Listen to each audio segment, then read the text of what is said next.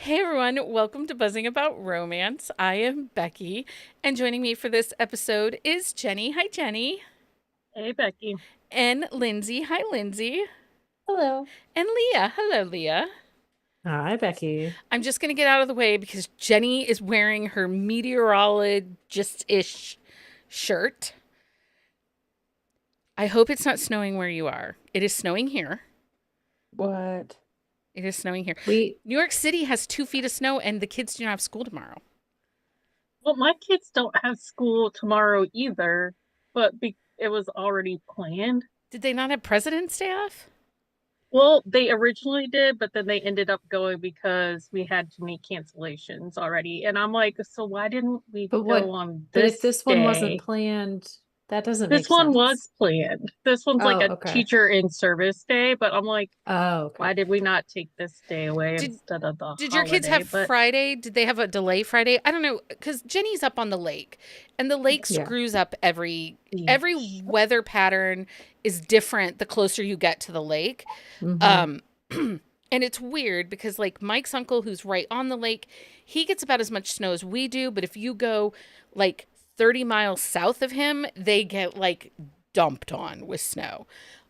So did your kids have a delay on Friday for the fog? They did not. They really should have, It but Okay. I was really really foggy. think, yeah, I really think they're trying not to Do too spend any much. more hours. Yeah. Yeah. It's been a lot.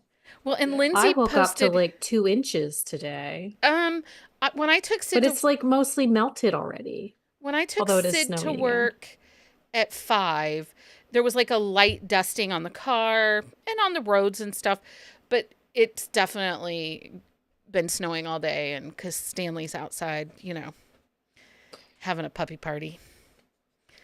It's better than mud. I'll take It snow. is. Yeah. That's Wet true. And the Yeah, mud's paws. been every nasty time Link lately. came in the house on Friday, I had to like wipe the floor down because we like all of the snow had finally melted because although we were in a flood warning on Friday and like over the weekend because of like the ice jams and like the melts, Yeah. no flooding occurred. It was okay.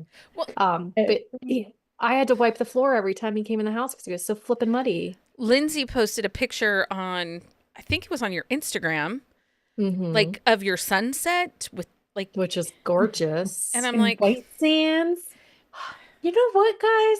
Every time y'all talk about snow, I'm like, thank God I live where I live. I'm yeah, always like so You can sad that pretend the we live White so Sands are far away. snow. And I'm like, you know what? I really like the weather here. It was 60 degrees when I went to White Sands, and it looks like snow. Is not snow. You can sled on it. We sled on it. And then it was like the most gorgeous sunset everywhere, so It was nice. really which pretty. we get really pretty sunsets all the time. Like, I have literally 10,000 pictures of the sunsets on my phone now. I I should literally, just create a sunset Instagram where I just send sunset pics every you day. should. I You could do literally have that. 7,000 pictures of my dogs on my I do phone. too.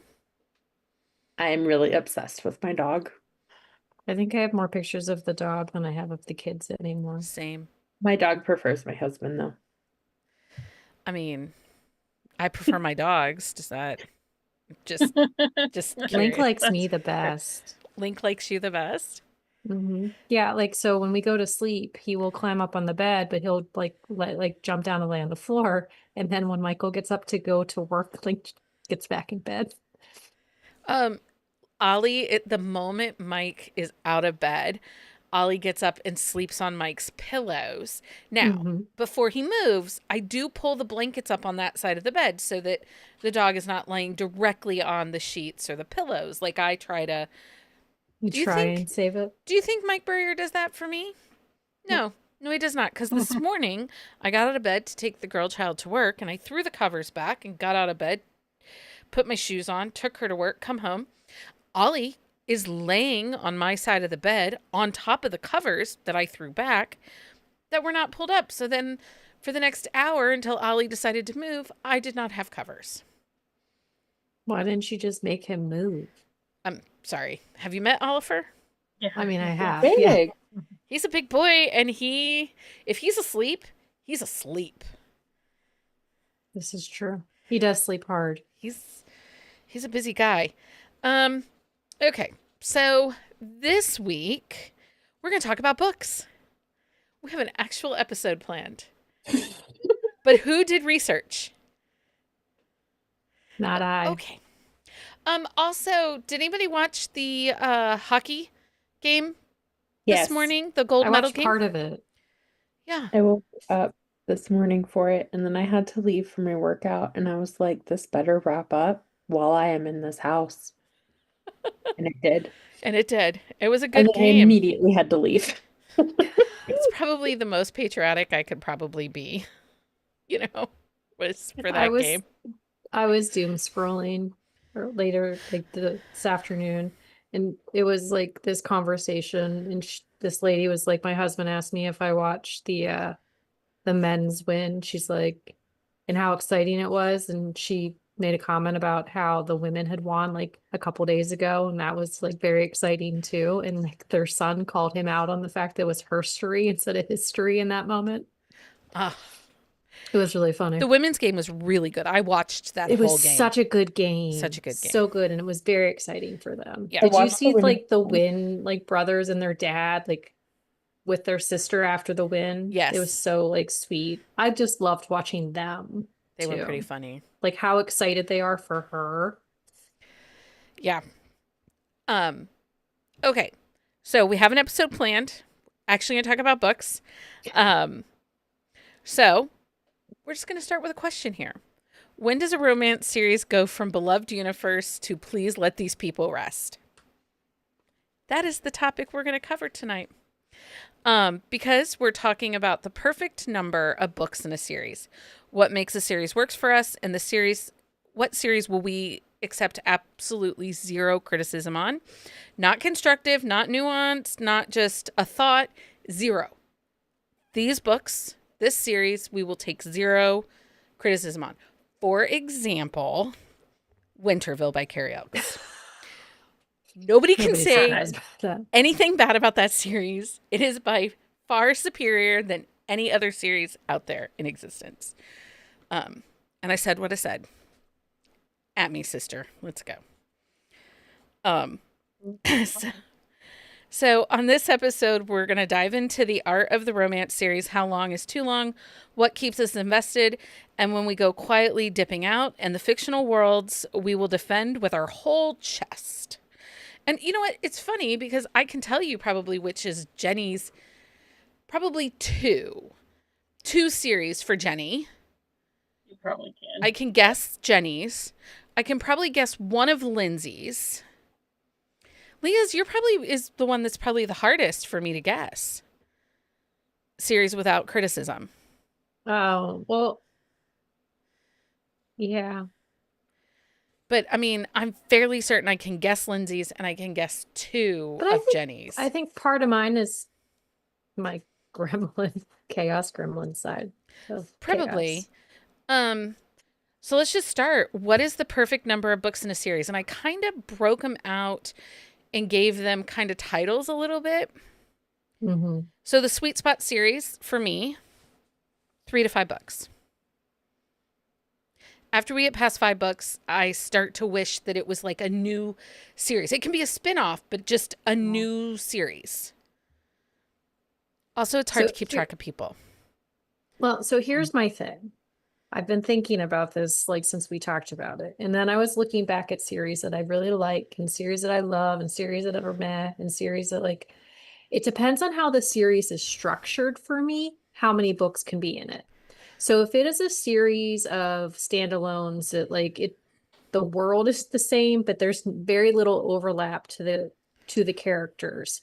I don't care how many books are in those types of series because like Cynthia Eden in her Icebreaker series, I think there's 12 books, but book 12 does not have some of the characters from the first 10 books. Like the idea and like the icebreaker side of it carries through the books, but they're very much, you can jump in at any book. There's no confusion as to who anybody is. So series like that, I really don't care. Now, if there's an overarching storyline, 5, maybe 6, depending on the style of the series. But anything more than that, it's too much. 6 to 9, I call that a book era 6 to 9, you're kind of living in it. It takes time to read a series of 6 to 9 books. Yeah. At 6 to 9, I think you have to be truly invested in the world, in the author, in the characters. There has to be something for you to go back to book 7, book 8, book 9 that is like, I'm in it. Do you know what I mean? And then the 10 plus books, I call those legacy series. And a lot of our authors that we love, that are some of our auto recommends, write those legacy series, right? Carrie Ann Ryan, Sawyer Bennett, they write Aurora Rose Reynolds. They write these longer series where it is. Well, but with Aurora, it's just the second gen series that's longer. Because if you look at any other series that she writes, it is usually 3 to 4 books. The second gen is like it's like a one-off type thing for her. And then, well, except this new series, this other series that's kind of spun off of the next gen series, it's going to be 6 books, 7 books. Is it? I thought it was only going to be 4. 7. And then we have what we call spin-offs. So it can be from the 3-book or 4-book series. We get the spin-off. I think, who's an author you think that does a spin-off really well? I would say A.L. Jackson. Yeah. You get like snippet. a breadcrumb at the end of one series that leads you into the next series. Anna Hackett does a really good spin-off series because you meet characters like throughout, like she kind of drops them in. And so like, but you don't have to be invested as like, and especially her like Alien series, the way that she spins those off is really nice. Stacy says Piper Rain. I agree that they typically do a fairly decent job of the spin-off. Yeah. Sometimes their series are a little long. Catherine Nolan, I think, does a pretty, or not Catherine Nolan. Kate Nolan is who Susie recommended. Catherine Cowles, I think, is another one that does a pretty good job with giving you a breadcrumb in that last book that is that stretch over. Carrie Elks does it in Winterville. Of course she does. Not just in Winterville, but like the end of one series will lead into another series, and then you'll get one character from like the Salingers series. You got Franny in her current. Well, we talked about Adriana Locke in our Sip and Discuss. She does it like really well too. So Lindsay, what makes a good series for you? It's oh God, she's got a deep breath. It's not next gen.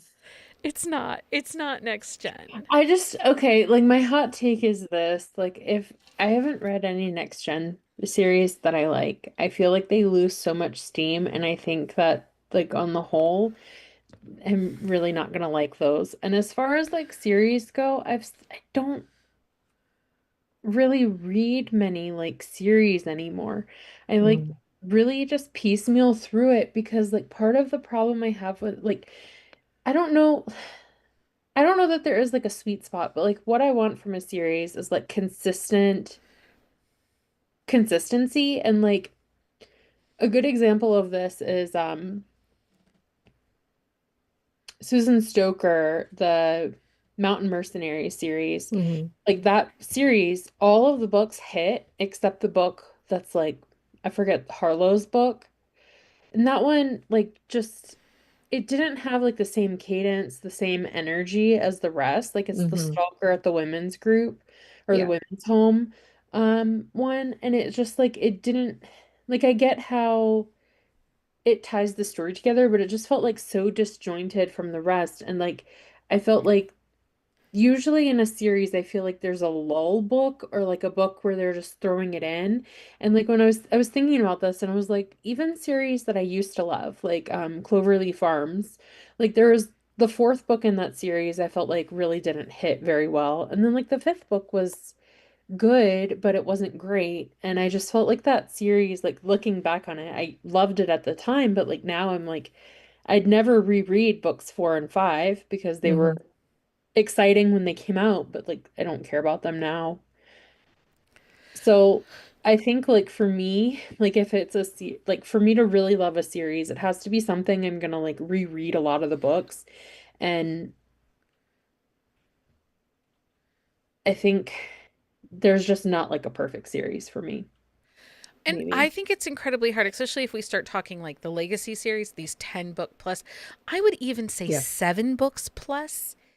You hit the middle of that series sometimes, and there is a dip. You know, we talk about it a lot in publishing that oftentimes book 1 will pop off. Book 2, we call it the sophomore slump. Hmm. Typically, a book 2 or a book 3 does not do as well as a book 1. Um, you know, and then usually as you get into book 3, book 4, there's an upswing because you've gotten a rhythm, a You've found your cadence. stride. Yeah, and you've built out this book.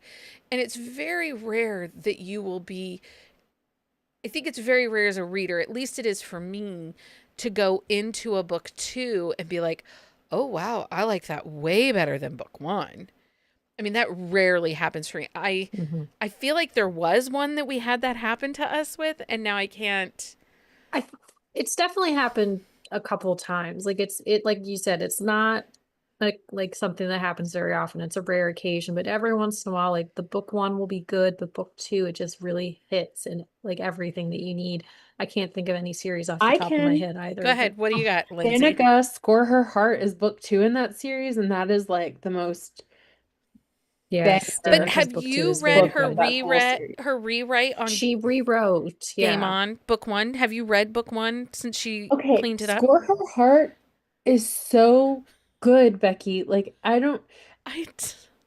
I Just she You're will not take ruining it. criticism. Just like That's just okay, but I'm just shut saying up about it, Danica did so apparently. rewrite good. It book has 1. a Vegas wedding. We've talked about know. how I just I know. It's fair. Danica, that book, we know. We know. Mhm. I just It is really good. even with a rewrite of book 1, like how do you beat that? Like that book, It's what that's book in the series beats that one? there isn't one in that series. I think you. Well, no. Um You can't beat it. It's so good. the Chase, I do like The Chase. Yeah, that one was good. Okay, the I mean, they're series is all good, great. but End to end, it's great. But that book is like, there's something magical about that one. I yeah. agree. Um Jenny, do you have what makes a good series for you? Do you have thoughts on what makes a good series for you? I think it's changed over time and kind of where I've been in life. Yeah. Definitely when my kids were littler and I was reading really consistently, it was a series. You liked And longer now series? it's yeah, because I would say the sweet spot for me is 6, 7. Jesus. That's so Um, yeah. 2025. I was told that today. Oh, I'm sorry. Well, So I work with kids 2025. and have a lot of them. No, But yeah, that's kind of been like my favorite series that like I would reread still now are all like 6 or 7 books, yeah. or they started at 6 or 7 books and then like a few years along the way, like the Have author added added. another one. I wish one of the thing with Yeah. the You longer get like a 3 book. yeah. One of the things I wish with the longer series, like I look at Carrie Ann Ryan's, her Montgomery legacy books that she's doing right now. Like the first 3, because they were really tight, those first 3. Mhm. And then, you know, the next 3, which, because then you had the security team that kind of started coming in. And do I mean like She could have branched them out and broke them just off put them into like, differently than she did. instead of like, it's 14 books. Okay. Well, even like the Wilders, like Mm. that book series is very long. Instead of doing the brothers as one series and the cousins as another series, it's all the same series. And Yeah. it's very daunting, especially with the brothers when they're all fucking E's. Yeah, with the brothers and their E's. So when do we DNF a series or stop reading it? For me, I am fine to take a break. And this is part of the reason that I know that it drives like Amanda wonky. Like she cringes and yells at me when I pick a book 2 or a book 3 for us to read for a sip and discuss because she likes to read in order. She does. And part of why I do that, and Leah makes fun of me when I'm like, it's community service. But, you know, if we're sold a story as being a standalone that you don't have to read in order, and especially if you're talking a 10-book series, I would much rather read book 5 or 6 and see how it's going. You know, pick it up randomly in the middle, because I tend to find that in these longer legacy series, you lose me at book 7, 8, 9, 10, you know? Well, and I think part of it is there's sometimes, like Melissa Foster, she typically does a little bit longer of a series, but there's so many characters on the page that it gets very muddled. Yeah. And so like these long series, when you're like adding characters and trying to like tap back into the other characters, and like that's why like they get a little meh after a while. And like you do kind of have to step back because it's like what, like you I want think new people that's in a front of you. fine balance though, right? Like if you're going to sell it as a standalone series, you have to have enough to give like the people that haven't read the other books the information they need, but you don't want to give so much information that the people that have read the books are like, well, and I know. It comes down to editing. It comes down to, like, one of the things that I'll tell an author is if they're going to write a really long series, one of your beta readers should be new to your series every time. So if you've written book 1, you used a beta reader for that one, and you've written now book 2, you can use books 1's beta reader again as like making sure you hit continuity and all that. But you should bring someone in that's never read that series at all. They could have read previous series by you, but they've never read that series, to see if it stands alone. Because like you said, it is a balance to make sure that you aren't overwhelming the reader and the pages are not crowded. I think someone who go ahead. I think Claudia Bergoa does this really well because all of her series intertwine. Yes. And she like, there are so many people, but like you can pick up any of her books and read it anywhere. And there'll be like these little pieces from all the other series in it, but you don't need to know anything about them. Yeah. Well, see, and I came into Claudia's books late. Like, I hadn't read them previously. I'm getting through them as she's like, well, didn't you read this book? And she's like, sends me an audio code. And I'm like, okay, I guess I'm reading this book. God love her. But, you know, like trying to figure out Baker's Creek right now, because we're kind of dabbling a little bit in Baker's Creek and all of the intrigue. Because I don't want to spoil it, but it's intrigue that happens in Baker's Creek. Yeah.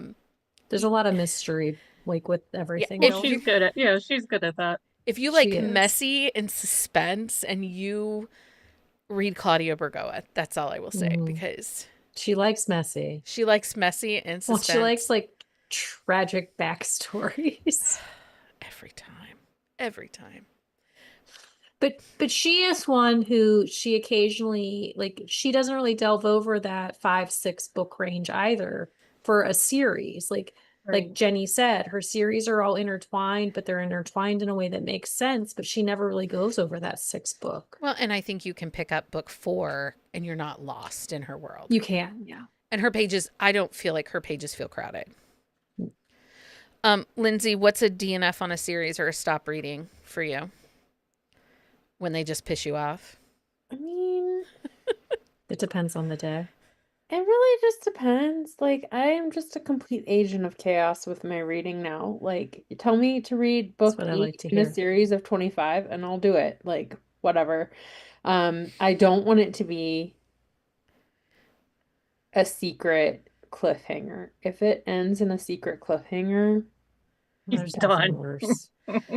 You know, that was something that I was really glad we went away from after, like, from 2010 with 50 Shades of Grey to like 2015, 16, everything was a trilogy, right? Yeah, there were still like 18, 19. There were still a lot of trilogies. Not as many. But now I'm starting to look at like books that are selling and stuff to publishing. And so, a lot of them are trilogies now. Oh, really? If it has a cliffhanger and it's crap book, I'm gonna be real mad. Yeah. Well, Like real but mad. also if you don't tell me it's gonna have a cliffy, like Fucking Yeah, Kate that is Bromberg. yeah. the worst. Yeah. I'm And I want to so know how mad about brutal it that. is now too, because like I just like I've ranted about this a lot, but like who the heck writes the kind of cliffhanger Rebecca Yarros did and then is just like, I'm going on a hiatus and then I have another book to write and then eventually I'll write book 4, no date. And I get that her publisher abused her, like pushed her to write all those Mhm. books super fast. Don't care. But like, I recognize you were abused, but I don't care. Yeah. But I need that fucking book I've because been that abused cliffhanger was the too, is what worst. she's saying. Yes, essentially. abuse. It's Lindsay reader is a abuse. victim. Like, that's not a way to make me like I'm rage reading from now on because I'm obviously invested, but I also hate her. Well, we don't hate But you don't her. hate her at the same You time. don't hate her Yeah. because she No, that's actually is really a effective very, story. very She's nice like one of the human. nicest Don't human care. beings. That's not a nice thing to Goodness. do to people. Nice people don't do that to their fans. Like, But for the Leah and art, I are it is like, really she's the effective. nicest But human. so like anyway, I have other friends who read books like that, and I'm like, what's the cliffhanger like? Because if it's not like a soft landing, I don't want it. And I really don't want 600-page books anymore. I'm really mad about that. I don't know. I keep Yeah, saying I'm not gonna read more fantasy, and then I'm but you like, keep doing it. I'm like, it's dragons, it's cute. I want to read it. I want to know what Speaking of happens. dragons, And did then you I'm see mad. Max Walker's new book that's coming out next month? That's Hockey Wolf Shifters. I love him so much. I'm so excited about this book. Um, yeah, I did see it. I've known about it for a long time, and I'm very excited about it. And I need it real bad. Real bad. Karen said Threaded Lies by Kate Bromberg. That was Oh, one I'm that we did not still. know it was a trilogy. I have not read book 2. I I did not haven't. read book 2, and I will not read book 3. I'm very angry. Like, I am Lindsay level angry about that Well, because the how. biggest thing is one, nobody knew that it was multiple books. Right. And once we don't found do out it that. was multiple books, nobody knew when book 2 was coming out. Don't do I don't that. even Yeah, think there's a that Does book published that 3 date. have a date sucks. yet? I don't think so. I heard sometime this fall, but I don't know that there is. I'll believe it when I see it. And Stacy said she quits when they start to feel the same or she October doesn't buy. 20th, Oh, 2026. Um, Tangled Hearts. Twinned Fates, Tangled Hearts. That's a dumb name. it is not good. That's a really, really long time to It leave. is. Yeah, because I Like, read book 1 in 2024. In September of 2024 is when I read book 1. It was a that's really a long long time ago. time. Yeah. For it to be a secret cliffhanger, evil. And it wasn't They're the even worst. like a like the curtain fade and they fade, the curtain comes down, it fades to black. It was like murder, drugs, blood, bomb kind of vibes. Like it was not I don't mind a okay. cliffy like that if the next book is like right on the horizon. Like if I know it's coming. Well, that's like Right. Sarah Bale. I mean, part of it is my fault. But as I was like I started that new Sarah Bale Oh. Mafia one, but it's a duology. Had I read the information on Amazon instead of just downloading the book, then I would have known that. But as I started reading the book, or I read something in the front matter and I was like, oh, fuck, is this a duet? And then I read something in But the at back least and it she writes totally pretty is. fast. She does, That's, but I was gonna also, ask if like the time between books affects how you approach a series. 100%. yes. I am way more likely to quit a series and be mad if I am reading it as it comes out than I am No. Well, if For it's me, all no. out because I it depends, but like if they can be read as standalone and they're truly standalone, it's fine. Like if I can put it down and come back, it's fine. But Mhm. if it's like a really long-winded situation, like with a lot of fantasy books, I'll just quit a series and never come back to it. Don't you think some of this plays into those of us that, I feel like those of us that were reading romance in the 90s and early aughts when it was a year between books, I remember feeling desperate for like the next book in Julie Garwood's Buchanan family series, like desperate for the next book. And it was, But we were so used to that. yeah. And so Like it was normal. it will be interesting to see, and this will play into our next, what the question that was being asked last week in Discord, that we are now seeing these indie authors that have been picked up by traditional publishing deals, that they're now going to one book a year. And it'll be interesting to see if readers, you know, like Melanie Harlow has not, she was a 4-book-a-year person, sometimes 5, but you could set your calendar by 1 book a quarter from her. Yeah. She has not released a book in 18 months. Yeah. By the time her next book comes out, it'll be almost 20 months between her last new book and this book. Wasn't she also like contractually obligated to not be able to release another book until this one came out? Yes. So that's the other thing that some people don't realize, that in publishing, there will be blackout dates around a release. And because of that, you can't release something indie in that blackout date. Well, because, and I think Melanie's was probably a little bit of writer's block, maybe some demands in life, because she changed some things, you know, some things changed in her life too. She was contractually needed to turn this book in and finish it before she could write something new. And so that would be some of that long time. But, you know, Elsie Silver, she was putting out 4 books a year, right?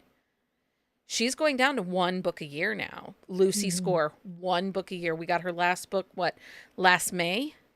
I think it was last May. And now her next book comes out March. You know, we will see it. So it'll be interesting to see if your indie readers stick around. Yeah, that's what, because I can understand the publishing side of it and why it needs to be done, but I can also understand the reader's point. And well, like there's so many other books that like, hey, shiny. Right. Well, we're in a saturated market. There are tons of new books coming on the scene every week, hundreds of titles. Yeah. And also, so many of these indie authors have trained us that we get a new book every 2 months from them. Or and every now all month this, sometimes. well, you know, Sawyer Bennett, it's a book every 5 weeks, I think. And who knows, by the end of the year, it could be, you know, a book every 3 weeks. But, you know, we're so also used to that. And then all of a sudden you're going to stop and tell me I can't get the next book for a year. It becomes easy to forget them.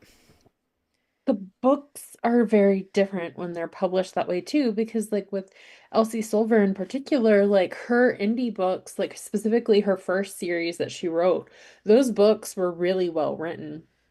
Like they had a good plot. There wasn't a lot of extraneous content. They had a formula that was very consistent with like the style of Melanie Harlow or like, you know, a lot of the really popular indies. So like her books took off because she started with that format. But then she did that series that came out. I never read beyond book 1, but like all of those books are like 400 pages. Like the last series she did, like all of them are 400 pages. They're really long-winded. They're like more quirky themed than her series were before. And it's just like, I read the first one and I was like, you're not an author for me anymore. Like I didn't read any more in that series. I haven't read anything else by her. And I probably won't because I'm just like, your style is so different. Well, the heart was gone. And I've broken up with many authors. Jenny, you broke up with someone too, didn't you?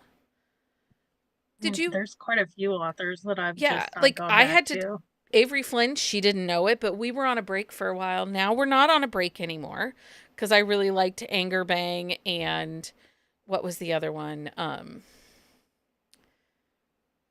The one with all the pink. Anyway, I liked those two books. And so I know what you mean, but I can't think of the title. so we're not on a break. I mean, the author didn't know we were on a break, but we were on a break. And there's others that I take breaks from. But okay, she never finished the series. Oh, it's coming. It's coming. Well, it's been 5 years. What, for Anger Bang and the other one? It's been 3 years, I thought which is reasonable, I guess, but it feels like 2 it's been years. I think it's been 2 years. I think it came okay. out in I'm glad we're 2024. getting another book. That makes me happy. I'll But tell you the off stuff camera too. why there's been a delay. I'll tell you because I know I don't care something. that there's a delay. I just care that I get the book. Walk of and I want Shame to know. is the book we like. Yeah, that series is really good and really enjoyable. And Anchor Bang is like one of my favorites. No? You did really like that one. Yeah. But there are reasons, and you'll understand it when I tell you later. Well, and that's the I thing, think like, that's the thing as a reader, like you don't know those reasons, right? Right. And No. you don't need to know those reasons, but it does affect how you approach the books. Well, and Karen brings up Maggie Gates as another one that comes to mind. And Maggie, we had gotten Dust Storm and all those 3 books, and then she sold them. And now they're re-releasing. So we're not getting anything new from her. Even though No. she's marketing and releasing her books on the trad level, we might see something new from her in the late summer, I think. And it's like, oh, it just feels like a long time. It does, yeah. And it's easy to forget that series. So that's one of the things I do still love about, like, Catherine Cowell, even though she got picked up, A.L. Jackson, even though she got picked up, they've kept their same writing schedule. They do not seem to be slowing down. Same with Sarah That is Kate. probably something they had to work out contractually, though, Yeah. because I don't think most trad publishers support that kind of schedule. So it's probably something It where is, because like Susan, like she has in her contract where she doesn't have any blackout dates, but a lot of Montlake authors do have blackout dates. Yeah.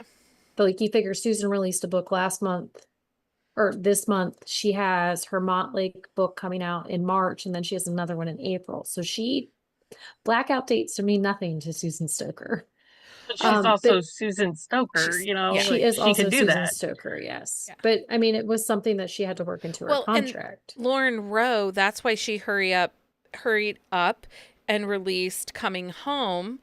That was Seabaum's book, because she had a 4-month blackout date before her football book released in January. So, and then Well, and you figure though, because a lot of like the trad books, like they have to be done at least a year before they actually release. So it's like authors, like they can write in that time between when they finish the trad book and when like it's released. Like they have that time and space. yeah.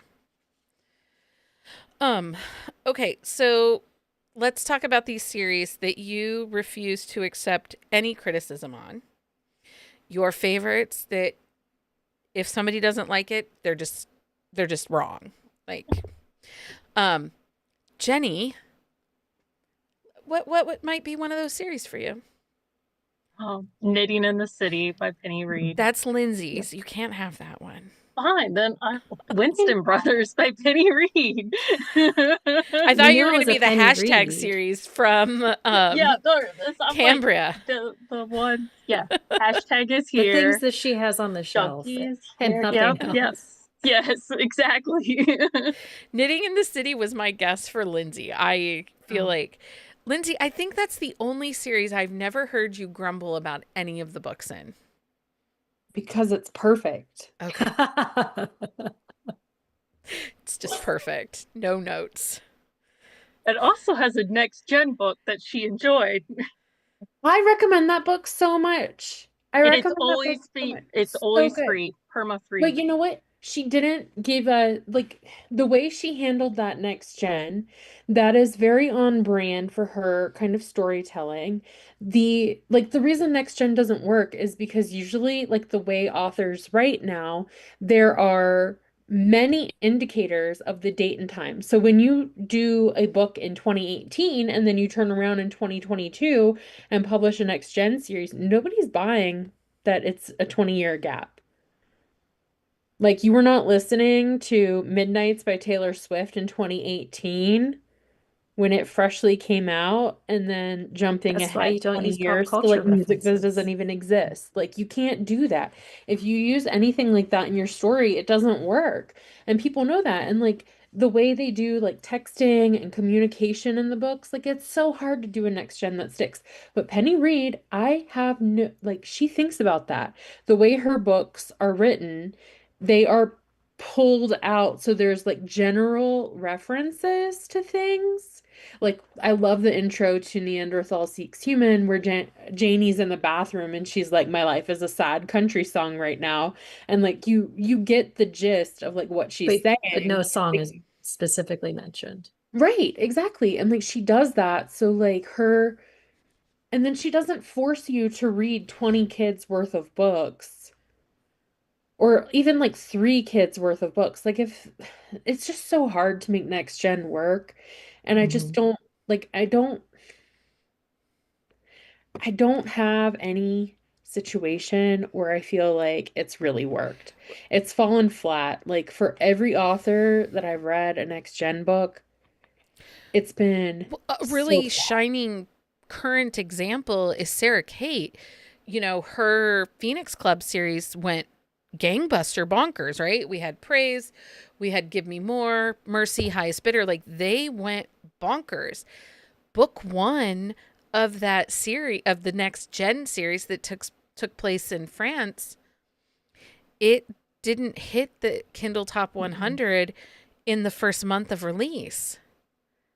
And her next book, her book that came out just 2 weeks ago, still has yet to crack Kindle Top 100.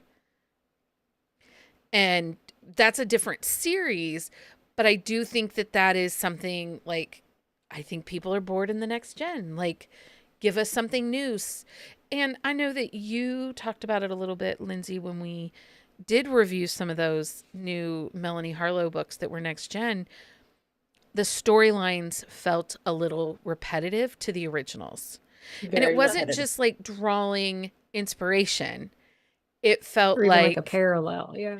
The kids' stories absolutely paralleled the parents' stories for each of the books. And I just That's what didn't I like was gonna say. Like, you have to have a complete, I think to do next gen well, you have to have a complete turnaround. Like, I always think of Helena Hunning's like Pucked, and then they'll like, what is it, Lies, Truth. love, lies, and that one truth or worked. something. I Yeah. agree. That Because one but worked. those are two completely different, like almost like written But I differently. mean, I They didn't were read so either one of those, different. but the style in which she wrote those books is very different because the Puck series is Exactly. like over the top rom-com and the Yeah. bittersweet, those ones are they're like angsty young adult. They're angsty, I they're really, more yeah, emotion. I really Even, Jenny, like there's a those though. thumbs up. oh, even her prose and writing them, the the beats of the story were different in those than the beats in Pucked. And some of that is evolution of writing, right? Because Pucked was Right. some of her first books. And Hmm. then we look, you know, she had 20 books under her belt when she wrote that next series. So, you know, we do Well, and she expect. jumped from trad to indie and back and forth, and like she was like really finding her voice. Again, not that I read them, just from what Yeah. I've heard. I did read them. I read those and I agree. That is a really good next gen series. But the reason it's good is because one, she didn't give you all the kids. Like Right.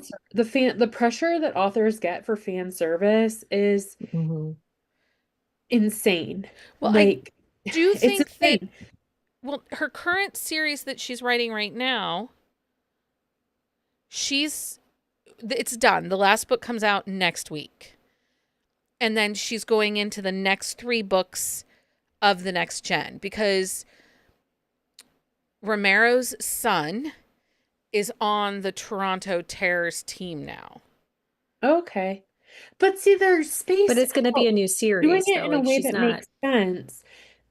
And if it's a new series, that makes sense too. It's just like the way they do them, it's like, okay, we gave you the parents' book and now we give you next gen. Like a good example is Carla Sorensen. She goes from the brothers' book, and then the sisters aren't that much younger, so it's not as long as Mm-hmm. and you know.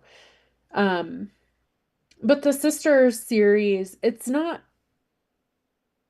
it's good. I really enjoy the books, but like they don't all hit for me. Like really the only Correct. one that stand out is Faked. Like I love that book, but the rest of them, like I can't even tell you about one of them. Like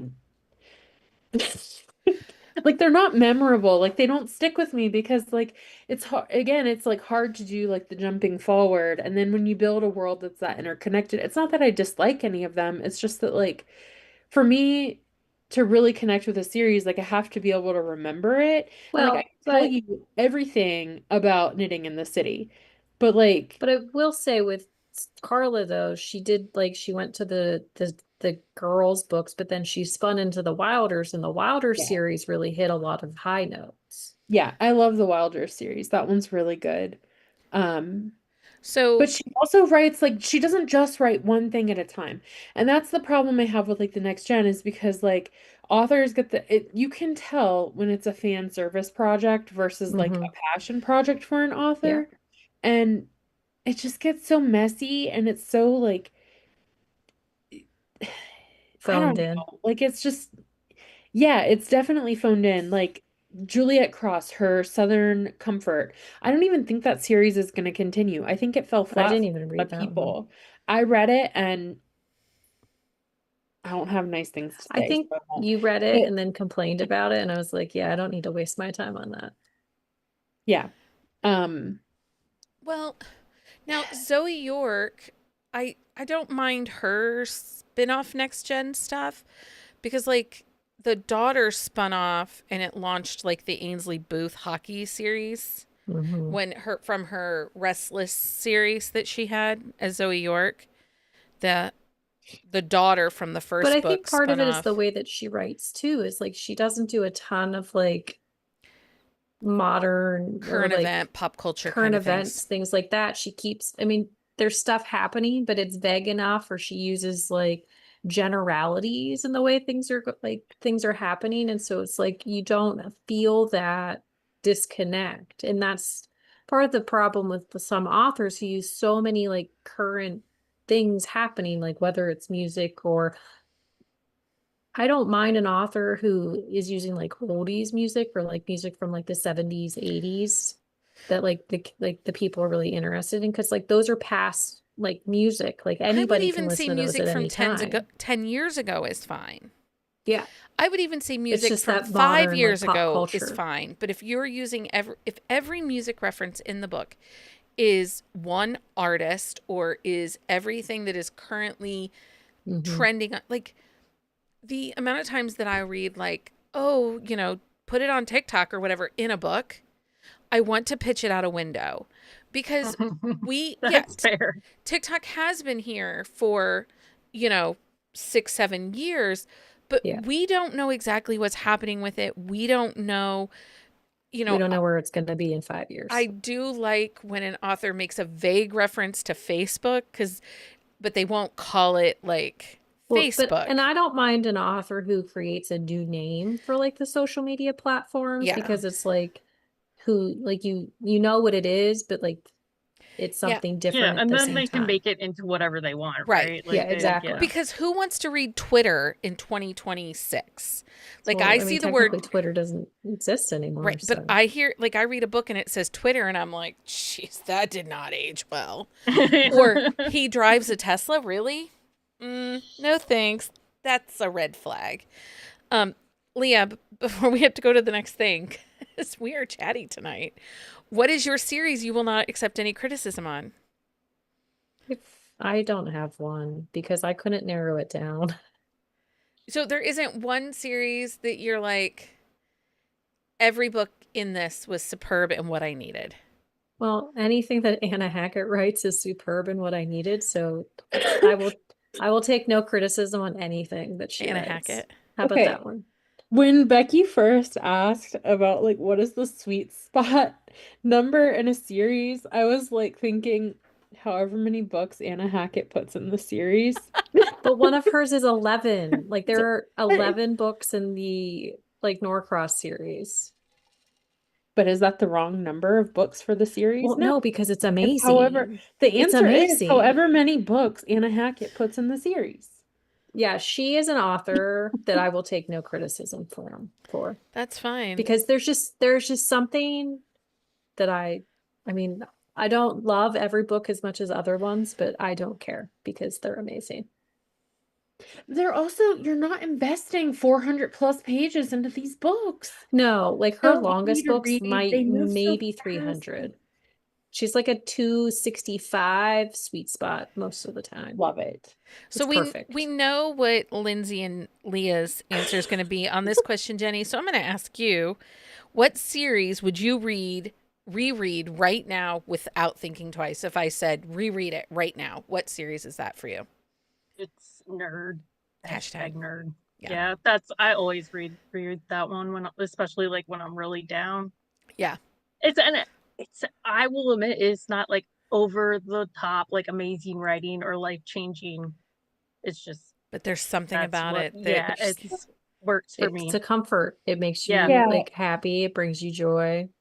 There's something about this because I hadn't read them, and then you were really like you talked a lot about how much you loved her as an author, and I started reading those books, and there's like a nostalgia to them that hits like Yeah. just right, and like they're all pretty consistently written and they resonate. And well, and the college experience is not the same for every character. Like some live at home, Yes. some live in dorms, some live in an apartment, and it felt Real.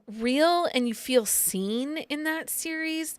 There is something about it that you're just like, yeah, it works. There's, maybe you don't love a character or love a book as much as you love the other one, but consistently across the board, they are all excellent.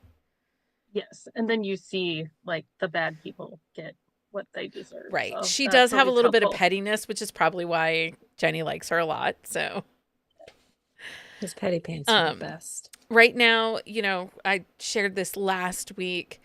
I've been rereading Category but Rena Morgan. Yeah. Anything Rena Morgan, Menahaven. I know that series is not for everybody and not everybody loves those books. And that's fair. That's fair. You don't have to. For me, Don't tell you about it. Yeah, just don't tell me about it. Those are such good books. She is such an amazing author. Yeah, there's just something about those books that when I read them, it's easy. It's comfort, you know? Anyway, okay, is there anything else about series that we need to talk about before we go into, the next thing?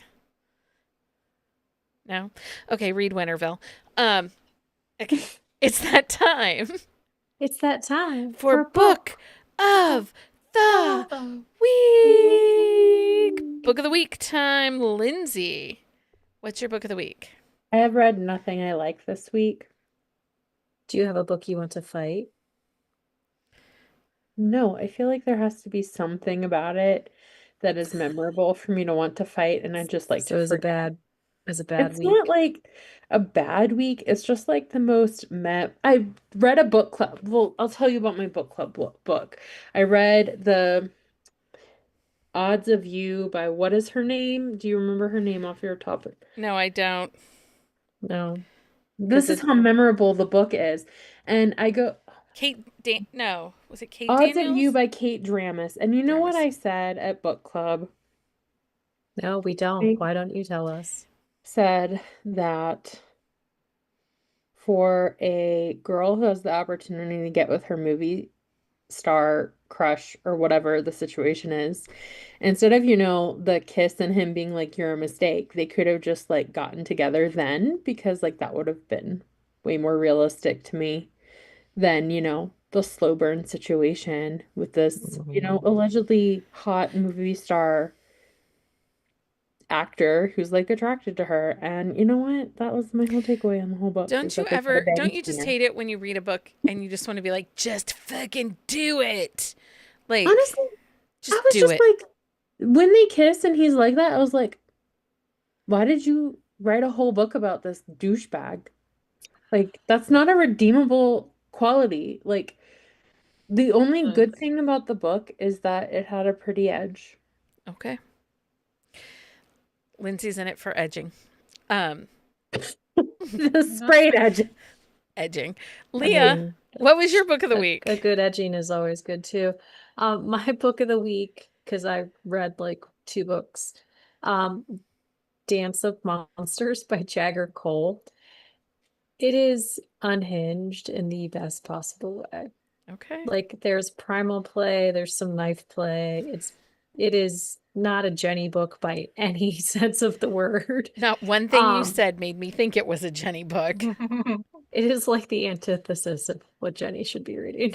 I know. But yeah, he's a little bit of a psycho. There's some things going on. She's a ballerina who's trying to help her father. There's mafia, there's secret societies that aren't so secret. It just was delightfully crazy. Okay. Jenny, what was your book of the week?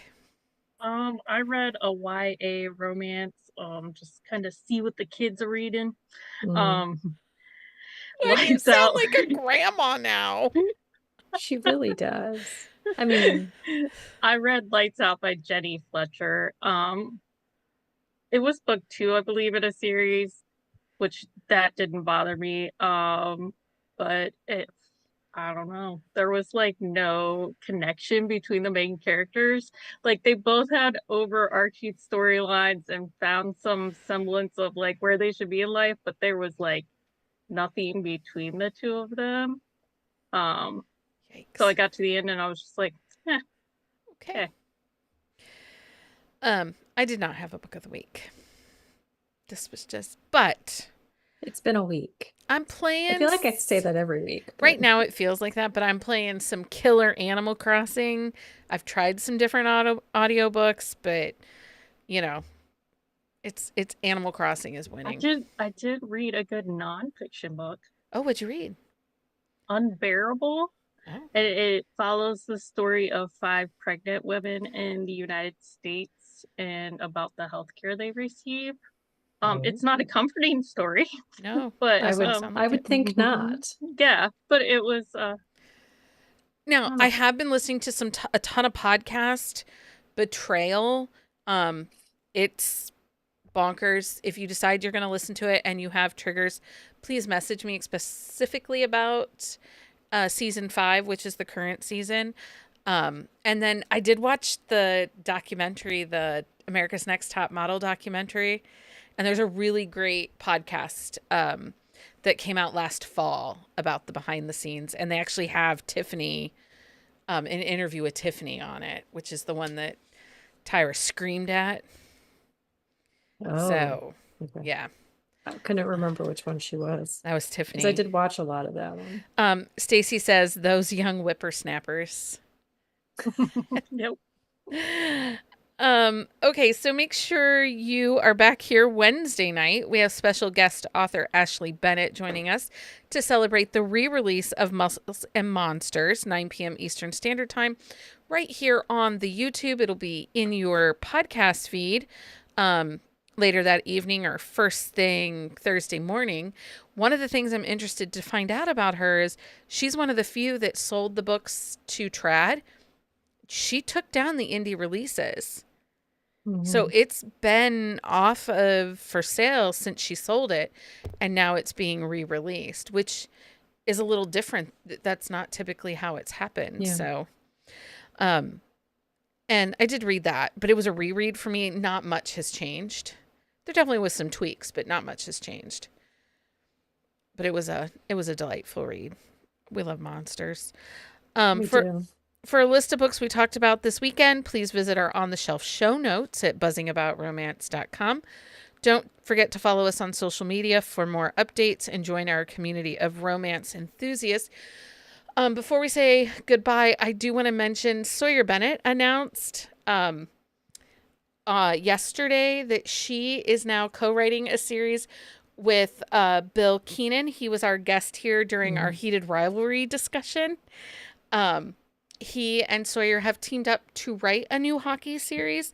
More information coming about that. Make sure you stick to our social media. We'll have an announcement in the coming weeks. And then they're both going to come on to the podcast and chat with us. So Bill's not going anywhere. He's kind of stuck with us. Oh, hey, we warned him. We warned him. Did I tell you that he looked up the vat of lube? And like he started reading the 1-star reviews on it. So like, you know, we've made an impression. He was a lot of fun. He is a lot of fun. So he'll be back, but I'm really excited for them. They have this new series. So make sure you're following them on socials and us on socials, and we will give you the current information about what they're doing together. Again, if you love this episode, please leave us a review on your favorite podcast platform and share it with your friends. Your support helps us bring more exciting content to you every week. Thank you so much, everybody, for listening and joining us for this episode. Until next time. Happy reading, everybody. Good night.